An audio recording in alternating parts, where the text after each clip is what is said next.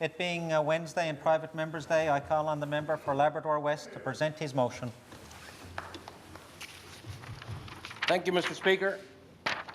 I move, seconded by the member for Torringate Mountains, whereas Wabush Mines pensioners have experienced a reduction in pension benefits of 25% for the non-unionised pension plan members and 21% for the unionised pension plan members, and whereas those reductions have happened because of Cliffs Natural Resources entering bankruptcy protection under the Company's Creditors Arrangement Act, better known as the CCAA, and given relief in contributions to the pension plans resulting in a significant unfunded liability in the plans, and whereas many pension plans across Canada are experiencing significant unfunded liabilities and could meet the same fate as Wabush pension plans. Therefore, be it resolved that the Government of Newfoundland and Labrador support the efforts of federal members of Parliament, led by the MP for Labrador, in seeking amendments to CCAA to ensure pensioners are given priority on the secured creditors list during the bankruptcy protection process. Now, Mr. Speaker, as we all know, the people of Wabush were dealt a significant blow back in a couple of years ago when Wabush Mines shut down. And little did they know that 2 years later that they would see their pension plans reduced by 25 and 21%. But before I go there, I guess I need to probably just give a little explanation of what the creditors or the Company's Creditors Arrangement Act really is. And I won't use all those words anymore today. I will refer to it simply as the CCAA. It's a federal act that allows financially troubled corporations the opportunity to restructure their affairs. By allowing the company to restructure its financial affairs through a formal plan of arrangement, the CCAA presents an opportunity for the company to avoid bankruptcy and allow the creditors to receive some form of payment for amounts owing to them by the company. The CCAA is restricted to larger corporations, as a corporation must have amounts owing to creditors in excess of $5 million to be eligible to use the Act. The process begins in the court system when the company applies to the court for protection under CCAA. The court will issue an order giving the company 30 days of protection, often referred to as the stay, from its creditors to allow for the preparation of the plan of arrangement. The court can extend the stay against the creditors upon further application to the court by the company. There is no time limit on how long the stay can be extended, as we found out through this process. So during the stay period, the company will often continue operating, although it may commence restructuring activities at any time. A monitor is an independent third party who is appointed by the court to monitor the company's ongoing operations and assist with the filing and voting on the plan of arrangement. The monitor's duties include monitoring the business, reporting to the court on any major events that might impact the viability of the company, assisting the company in the preparation of the plan of arrangement, notifying the creditors of any meetings, and tabulating the votes of these meetings. The plan of arrangement is the proposal that the company is presenting to its creditors and how it intends to deal with debt it owes at the time of initial filing with the court. So, Mr. Speaker, in this case with Wabush Mines, that's exactly what happened. As you know, Wabush Mines was owned by Cliffs Natural Resources, is still owned by Cliffs Natural Resources today, who's also happened to be the owner of Bloom Lake. And we all know that Bloom Lake right now has gone through a successful sale, so that leaves Wabush Mines still in the same position as it was before. So on May the 20th, 2015, a year after, just a little more than a year, it actually shut down in February 2014. Wabush Mines, Wabush Iron Ore Company Limited, Wabush Resources Inc., the Iron Ore Railway Company, and Wabush Lake Railway, which are all subsidiaries of Cleveland Cliffs, filed for bankruptcy protection under the CCAA. Pursuant to the Wabush Initial Order, FTI Consulting Canada, Inc., has been appointed as the monitor. The Wabush initial order also provides for a stay of all proceedings against the Wabush CCAA parties for an initial 30-day period until June the 19th, 2015, subject to further extensions by the court, and it's normally referred to as the Wabush stay. The Wabush stay has since been extended several times by the court, and it's now in effect until September the 30th, 2016. So that's where we find ourselves today. It is now May 2016, and the company is still in bankruptcy protection. And as you know, several things have happened over the last 2 years that have, affected the lives of many people in Wabush. And the purpose of our PMR today, I guess, is to I'm going to get to that, but it's to avoid and try to avoid this from happening in the future. And once the stay went into place, of course, there were many companies that owed Wabush Mines, or Wabush, that were owed money by Wabush Mines. And I have here a list of creditors, but the problem, Mr. Speaker, is that nowhere on that list are the pensioners. And that's the sad, sad situation. And that's what the people of Wabush are facing today. It's sad when you see, and I'll go through a couple of the creditors that are on the list because it sort of makes me angry. How big corporations like Cliffs Natural Resources can maneuver their assets to benefit themselves. Because the majority of the creditors on this list, certainly the major ones, are Cliffs themselves. So they owe themselves money. For instance, I go through just a couple of them. The first one on the list is the Bloom Lake Iron Ore Mine, which is also a company owned by Cliffs. They owe them $9 million.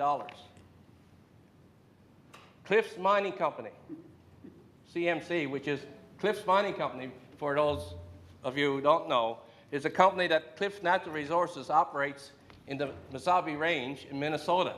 So they're not even in Canada. They owe them $200 million. $200 million. And the list goes on. We do have a couple that's familiar to us, like Bell Alliant, for instance, and they owe them $13,000. But when you compare that to the companies that they own, it's just mind-boggling. So that's the problem that we find ourselves in there today. And not only do they not owe the parent company, but they owe each other. Like Wabush Mines is one subsidiary who owns a partner subsidiary of Wabush Resources, Inc. They owe them $635 million. $635 million. And then they own another company, which is same owner as Cliffs Natural Resources, Wabush Iron Ore Company. They owe them $615 million. But the problem, Mr. Speaker, is that, and the list goes on. And I'm not going to go through all of them. I may get a chance later on to go through some more of them. But the fact of the matter is that nowhere on that secured list of creditors are the people who've been mostly affected. And that's the pensioners of Wabush Mines. Both the people, not only the people that are on pension, but the people who were employed by Wabush Mines at the time of the shutdown, which is over 400 people. In total, there are 2,400 pensioners affected by this move by Cliffs Natural Resources. And you may talk, well, how did they get away with it? Well, you see, our province, as they're not they're not foolproof legislations or regulations regarding pensions plans, but they're pretty good. Our legislation says that any unfunded liability, the owner of the pension plan, which in this case was Cliffs Natural Resources, has an obligation to fully fund the plan. And in 2014, they were ordered, because there was enough unfunded liability in 2014, Cliffs Natural Resources were ordered to put money into the plan, as well as to continue their regular payments. But what happened in May 2015? They made their special payments for 2014 and part of 2015. But what happened when they went under bankruptcy protection? A court in Quebec, the Quebec Supreme Court, said, well, because you're now under the CCAA, which is the protection plan, you no longer have to pay. So you're off the hook. I'm hoping I'm going to get more time to speak to this. I know I will. But what this resolution, the purpose of this, and as you know, and I can get into that later on, we ended up having to wind up the plan because if we had, nobody was contributing to it, the plan would have gone bankrupt itself. And there will be no money there for either the pensioners or the people that's due to retire.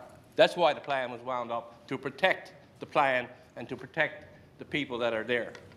Even though they've received, as of March the 1st, 25% decrease in the non-unionized and 21% in the unionized. So what has happened, CCAA, is that the MP for Labrador, Mr. Yvonne Jones, has formed a parliamentary committee and to lobby the CCAA and lobby the federal government, because CCAA is scheduled to be reviewed every 5 years. The last review was 2014, so it's due to be reviewed again in 2019, but there's no reason why that cannot be reviewed before then. So what she has done, she has formed a committee, and they call themselves the Liberal Steel Caucus, which is a good name for now. And it consists of the Honourable Bob Bradtini from Hamilton East Stony Creek, Terry Sheehan, who's the co-chair from Sault Ste. Marie, Karina Gould from Burlington, Selena Cesar Chivanes from Whitby, Francisco Sobare from Vaughan Woodbridge, and Patty Ajdu from Thunder Bay, Superior Lake, Don Rusnak from Thunder Bay, Rainy River, and Paul Lefevre from Sudbury. So as you can see, these are towns and cities that have a strong mining relationship. But what they're doing, and their next meeting is scheduled for next week with industry reps, what are they doing? They're planning now to put forward amendments to the CCAA that will strengthen the CCAA in favor of the pensioners and make the pensioners as a secured creditor with all these other multi-international companies that are on the secured creditors list, that the pensioners would become part of the secured creditors. But they have a ways to go. And they have to reach out. Of course, they have to get it through Parliament. I know that the Parti Québécois has already provided their support because of the strong mining background, and the people that they represent have also been affected by this on the Quebec North Shore and Pointe Noire, Sept-Îles, who's part of the Wabush Mines shutdown. So they're on board. So they have the lobby now to the other parties in the House and gain support to push these amendments forward. And it's going to take some time. I know that. But nevertheless, so what this PMR does today, and I look to the official opposition third party, I don't see any reason why they would not support this, for support today, so that we as a government have a role to play in supporting the efforts of the parliamentary committee to push these amendments forward. Now, what that role will be remains to be seen. But I know that we've already provided support, like through our superintendent of pensions, through our legislation, which is fairly strong, but you know, as I said, it's not foolproof, and it's I guess in this case, what happened was our legislation, provincial legislation, was trumped by CCAA once the Cliffs Natural Resources went into bankruptcy protection. So we have no control over that, but nevertheless, we need to make sure that if the CCAA is going to trump us, then they need to have protection in place to protect the people who've been affected most in Wabush. And not only in Wabush, by the way, every member of this House as a Wabush pensioner living in their district somewhere. Everyone. Just they're all over the province and the country and the world, really. So time is running out, but I look forward to the comments from the other speakers today, and I look forward to their support. Thank you, Mr. Speaker.